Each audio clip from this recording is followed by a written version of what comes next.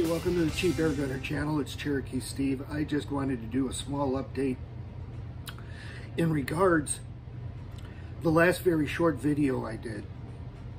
I went out this past weekend and did some squirrel hunting and had some luck. Now, the gun I took with me when I went this past weekend was the KT-HPA. Now, what I had noticed the week prior to going out last week, I periodically check the pressure gauge on it and make sure that it's holding steady, and it hadn't been fluctuating very much at all.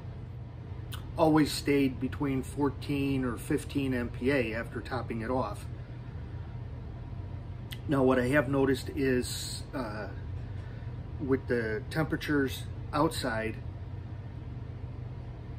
fluctuating as much as they have, getting rather cooler days, summer days, or some really hot, super muggy days, the temperature down here in my basement fluctuates, and it seems like the pressure will fluctuate a little bit as well when that happens. But just prior to going out, the evening before, heading out for my hunt, I had noticed that the pressure gauge was down to about 12 MPa. Now, I went ahead and topped it off. The next day it was fine, stayed between 14 and 15, headed out to the site I was going to be hunting at. Pressure was holding all day long. The pressure held. It was a matter of, I believe, 3 shots that I took that dropped the pressure down just below 14 MPa, which is perfectly normal and what I expected.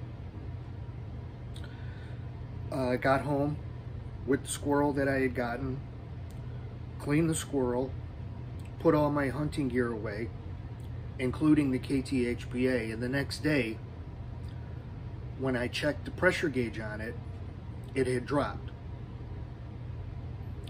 So, it would appear that there is another small leak with the KT-HPA. Right now, it's been sitting at 10 MPa. I'm really, really tired of tearing that thing apart and going through O-ring replacement. To get to the valve, the vast majority of the gun has to be broken down, and I'm just kind of sick and tired of doing it over and over and over again. It very well may be the quality of the O-rings that I'm using. They're straight out of Harbor Freight O-ring kit.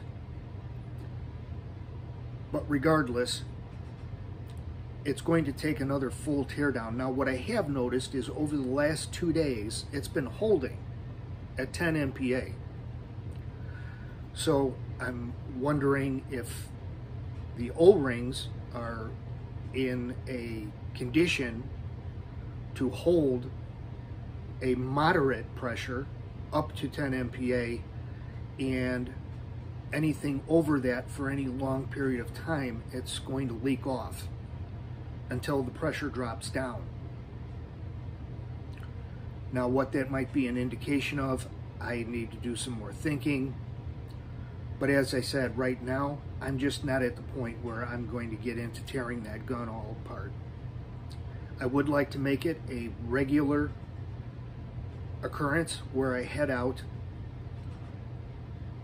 and do some squirrel hunting. Squirrel season here in Illinois opened August 1st, and it runs all the way through February of 2022. Now, one of the big difficulties of squirrel hunting at this particular time of year is the foliage is still, intact, and just tons of cover for the squirrels themselves. It's really hard to see them. Go out there, there's tons of chatter, there's tons of barking. You know they're there, and you know, spotting them and really getting a good line of sight on one is very difficult. So it's very challenging, which is great. It's part of the attraction of going out and hunting. Regardless, probably what I'm going to do from now on when I head out is bring both, and that's the reason why I'm holding the 2289, is top off the KTHPA. This is my plan. And see if they're top it off the night before a hunt, and if it considerably drops down, I'll just leave it here and bring the 2289 and use my pumper from this point on. If it holds, I'll bring it with me. I'll bring the pumper with me as well, and hopefully if that starts showing some leaking, signs of leaking while I'm out in the field, I'll just trek back to the car and grab my 2289 and head back out with it. So that's my plan. What I was doing was, I had a sling loop on the KTHPA, and I just moved it over to the 2289. Will not work on the dovetail portion. Has to have a Picatinny rail to mount to, which I have, since the scope mount that I have on here is for a Picatinny rail as well, and there was enough sticking out that I could use the sling loop.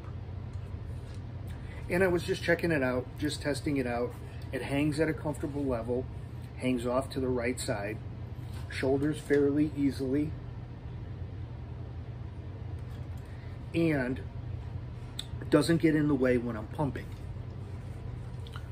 I like to grab it up here by the trigger guard with my thumb straddling the breech when I do my pumping. So the sling is, just wanted to make sure it's not a nuisance or in the way in any way of pumping or carrying or shouldering, and it works out pretty good. So that's what I was just testing out. I did put a couple of shots over the Crony. I used 40 pumps, and with 14.3 Crossman Premiers, I got 718 as a velocity.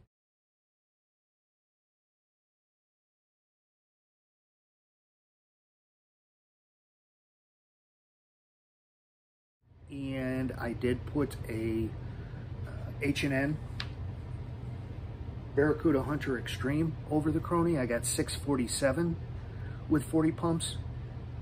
Now that Barracuda Hunter Extreme, that comes out to 17.75 foot-pounds of energy, which, I'm pretty happy with. So with the shorter barrel on this, and it getting the velocities that it does get, it holds air very well.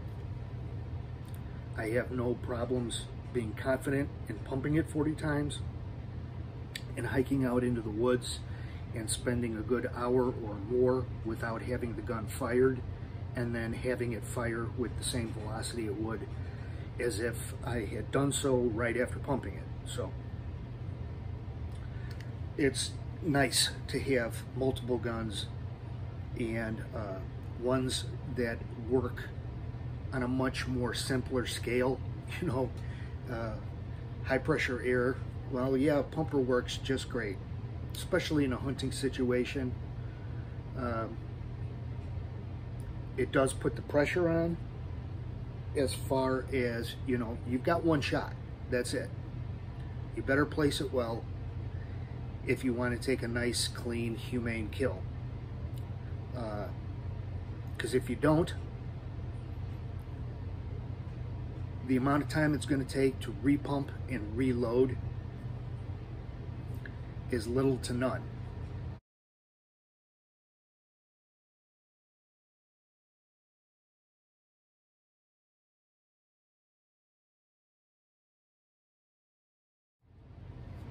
So that is it. That's the update on this particular situation.